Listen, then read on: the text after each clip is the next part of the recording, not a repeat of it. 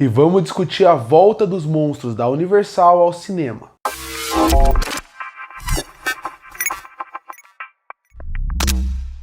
E pode-se dizer que os monstros da Universal foram os responsáveis para praticamente começar o terror no cinema. Estamos falando de A Múmia, estamos falando de Frankenstein, Lobisomem, Drácula, a noiva do Frankenstein, o Homem Invisível. Eles são o que praticamente começou o terror no cinema. E depois de altos e baixos, parece que agora eles estão voltando com força para o cinema, com cada vez ganhando mais produção e algumas produções já provando com muita qualidade. A pergunta é: será que o cinema está pronto para essa nova leva de filmes da Universal, de monstros da Universal? E é isso que a gente vai discutir aqui. Mas antes de a gente falar dos dias atuais, eu acho que é bom começar lá do começo, falando um contexto histórico de como foi esse sucesso que os monstros da Universal teve lá no começo dos anos 30. Porque a história começa lá nos anos 1930. A Universal Pictures praticamente inventou o gênero de terror no cinema com filmes como Drácula de 1931, Frankenstein de 1931 e A Múmia de 1932. Esses monstros viraram lendas com franquias crossovers e muita influência na cultura pop. Durante décadas, eles foram os reis do medo, mas com o tempo, o terror evoluiu e os monstros da Universal ficaram meio esquecidos até agora. E isso é normal de acontecer. Afinal, Hollywood ela é muito parecida ao longo de toda a sua história. Quando algo faz sucesso, Hollywood não pensa, que interessante, isso realmente fez sucesso, isso tem um potencial de crescer e se tornar uma grande franquia. Não, eles pensam, nós queremos mais dinheiro. E foi isso que aconteceu. Eles começaram a lançar muitos filmes para a época, porque na época lançar um filme por mês já era lançar muito filme. Se lançar muito filme sobre a mesma temática, até que ela cansa sobre aquilo. Ela acaba cansando o que aquele gênero, o que aquela ideia passa. E por isso que os monstros, depois do começo dos anos 30, deram uma queda. Porque realmente Hollywood usou tanto aqueles filmes que cansou o público. E teve mais um problema. Os monstros Universal, eles se tornaram figuras marcadas na cultura pop. E já que eles eram tão marcadas e tão marcantes, começaram a usar os monstros em todos os lugares. Então, você acabava vendo desenhos infantis e os monstros da Universal estavam lá. Você via histórias em quadrinhos da DC ou da Marvel e os monstros da Universal estavam lá de certa forma introduzidos. Brinquedos, chiclete, bala, sorvete, onde você via, tinha no marketing os monstros da Universal. E isso também enfraqueceu muito a marca, porque ela aparecia muito, mas ela aparecia de uma forma tão despretensiosa, até galhofa, eu diria, que quando você via os filmes, ele perdia um pouco do impacto. Então por isso que os monstros da Universal, no começo, eles foram aqueles monstros que usaram tanto a sua imagem que cansou por cinema. E nas décadas seguintes, foram utilizando tanto esses monstros de formas diferentes, em mídias diferentes, que realmente eles mudaram a sua imagem. Tanto que, apesar de existir tantos filmes depois do começo dos anos 30 envolvendo essas criaturas, é inegável. O momento de ouro desses monstros Universal ainda foram nos anos 30. Pra você ver, essa marca é tão famosa que todo mundo sabe quem é o Frankenstein, todo mundo sabe quem é a Múmia, quem é o Homem Invisível, quem é a noiva de Frankenstein, quem é o Lobisomem, todo mundo sabe quem são essas marcas. Mas, depois dos anos 30, não teve mais nenhum grande momento deles que você pensa. Pode ter tido de um momento ou outro específico, como a Múmia no final dos anos 90, ou o Lobisomem e o Vampiro nos anos 2000, quando as séries adolescentes relembraram que esses monstros existem. Mas quando você pensa como um todo, você percebe que foram criaturas que estão no imaginário popular, mesmo toda essa década, eles tendo pouco produtos próprios para eles. Mas a Universal nunca desistiu dos seus monstros, e teve um momento da história que eles pensaram, vamos voltar com força para eles. Vamos lembrar pro cinema porque os monstros da Universal ainda podem ter sucesso e porque as pessoas lembram tanto dele. O problema é que a escolha foi completamente errada, e no ano de 2017 ele lançou o seu Dark Universe. O que é o Dark Universe para quem não conhece?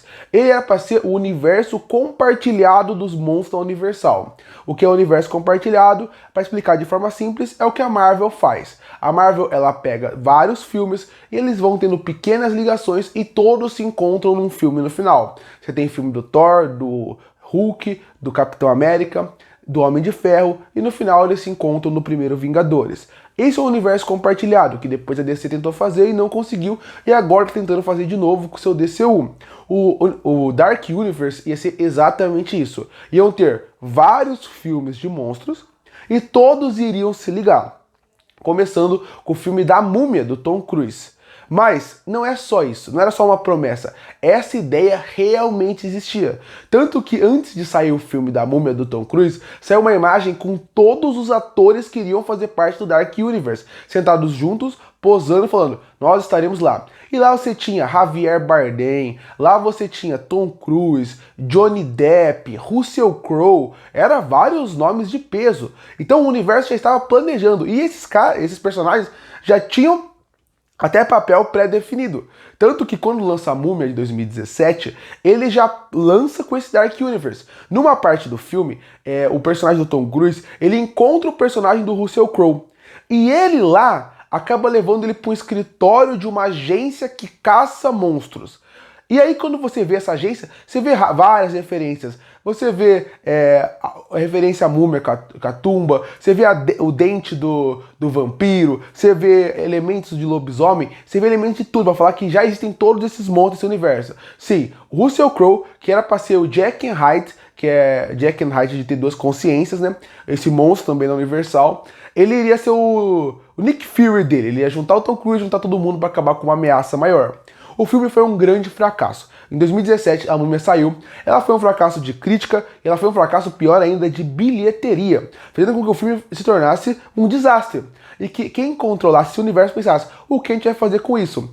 Eles deixaram tudo aquilo quieto e o universo, o Dark Universe simplesmente desapareceu, para não falar que ele morreu completamente. No começo, algumas especulações que alguns filmes estavam em produção, depois eles foram sendo cancelados e aí ele finalmente desapareceu. Só que o que salvou os monstros da Universal deles não voltarem para aquele buraco de nunca mais usarem os personagens e o Dark Universe morrer foi porque nesse processo, entre 2017 e 2020, onde a Universal ainda dava alguns depoimentos sobre o Dark Universe, lançou um filme que iria mudar o destino dos monstros da Universal e eles se tornarem algo muito importante hoje em dia no cinema de novo, que foi o filme O Homem Invisível em 2020.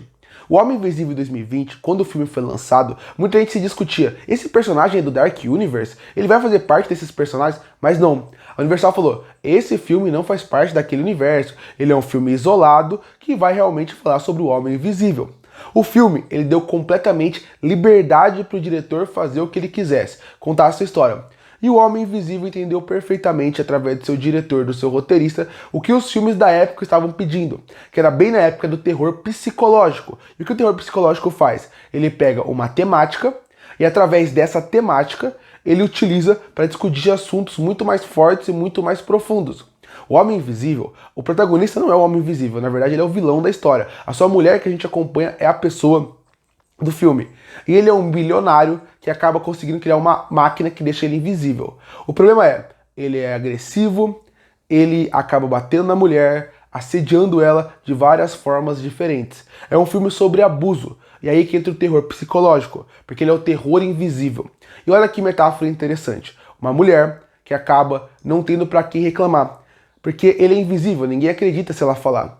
Eles usam a metáfora do homem invisível, de um homem que é agressivo, de um homem que assedia, de um homem que faz os absurdos que ele pode, mas ninguém acredita porque na frente de todo mundo ele é um bilionário rico. Por que ele bateria naquela mulher sendo que ele é bilionário? Ela quer só roubar o dinheiro dele. Essas são frases que são ditas dentro do filme. Olha que filme inteligente. Ele usa o conceito do homem invisível para falar de como o homem, de modo geral, é invisível para a sociedade dependendo dos atos que ele comete dependendo do dinheiro que ele tem. O dinheiro acaba afugentando os outros e mais do que isso, deixando os outros cegos, mostrando que ele vai ser o melhor de todos. O filme é brilhante. Como terror, ele passa uma tensão, um medo e uma angústia que poucos filmes conseguem passar. Ele é um filme que é muito bem dirigido, muito bem roteirizado e a mensagem final é muito interessante. Como, de novo, ele usa o terror para falar de assuntos que não precisavam do terror para você falar sobre abusos dentro de uma relação e abusos de como a sociedade vê um homem em relação a uma mulher. Mas isso deixa tudo muito mais pesado.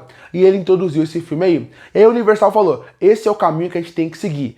Esse é o caminho que a gente tem que ir para as pessoas entenderem que os mundos da Universal têm que voltar. Então, o Dark Universe foi jogado de fora E falaram, agora a gente quer isso. Filmes autorais com diretores que venham com sua ideia para poder nos provar que a gente pode, né, tirar coisas dentro desses filmes. Tanto que esse ano lançou o filme do Drácula, que é o filme dirigido pelo Robert Eggers, um dos melhores filmes do ano para mim, que é focado no clássico filme Drácula. Que na verdade não é Drácula, né? É o Nosferatu. Nosferatu, que é baseado no clássico filme Nosferatu, que lançou esse começo de ano. Mas a prova de que os monstros da Universal voltaram é porque vai sair mais filmes a partir de agora. Você ainda tem Wolfman, que foi um filme que não foi tão bom, mas saiu pela Blumhouse, que era focado no lobisomem. Você teve o filme Renfield, que é o filme do Nicolas Cage, focado nele como Drácula e seu ajudante, vivido pelo Nicholas Hoult. Você tem projetos futuros que empolgam muito. Esse ano você ainda tem o filme do Frankenstein, que vai ser dirigido pelo Guillermo del Toro, que é um dos meus diretores preferidos. Você tem o filme da noiva do Frankenstein, que foi adiado para o ano que vem, mas também envolve Frankenstein. Você vai ter um filme pro ano que vem da Zoe Chao, ganhadora do Oscar, que ela vai fazer um filme do Drácula em si. O James Wan tá negociando para fazer um filme do Monstro da Lagoa Ness. Então, os monstros estão surgindo e pode ter certeza que nos próximos anos teremos muitos projetos envolvendo os monstros da Universal. E aí entra aquela pergunta, mas é que essa volta dos monstros da Universal visivelmente forte em tela, o que a gente pode esperar? O que a gente pode ter de bom? Isso vai ser um bom caminho ou um caminho ruim para a Universal? Para mim, eles foram pro caminho ideal. Se eles fossem pro caminho do Dark Universe que eles queriam, seria o caminho completamente errado. Ele ia engessar os seus principais monstros e mais do que isso. Pela forma como eles estavam pensando em usar os monstros, seria muito mais um filme de ação de monstro do que um filme de monstro. Então a partir daí, quando você visse esse tipo de filme, você ia sentir que ele não é a essência dos personagens. Agora, colocando para grandes diretores fazer esses projetos, dando liberdade artística para eles poderem fazer o que eles quiserem com esses personagens, você vai ver que pode ter erros, como teve no Wolfman, que saiu esse ano. Você vai ver muito mais acerto porque você vai ver uma linguagem muito mais autoral para os seus personagens. E é assim que você faz o Monstro Universal voltar, usando eles como gancho para falar de assuntos mais interessantes. É o que eu falei do terror psicológico. Eles usam o terror para falar de assuntos muito mais pesados. E eu acho que esse é o ponto que a Universal está chegando com seus monstros. Usar os monstros para discutir assuntos muito mais pesados, muito mais interessantes, com a base já criada desses personagens. Para mim não tem erro, esses personagens são ricos demais na sua personalidade, ricos demais nas suas ideias, e dando autoria para diretores como James Wan, Guillermo del Toro, Zoe Zhao, você vai encontrar filmes maravilhosos e que vão mostrar porque os monstros ainda têm muito espaço no cinema. Para mim esse novo caminho é o caminho certo e eu acredito que vai dar muito certo para a Universal. Curte a fortalecer o canal, se inscreve para não perder os próximos vídeos. E aí, o que acha dos monstros da Universal? Qual é o seu preferido? Comenta aqui embaixo. Eu volto no próximo vídeo.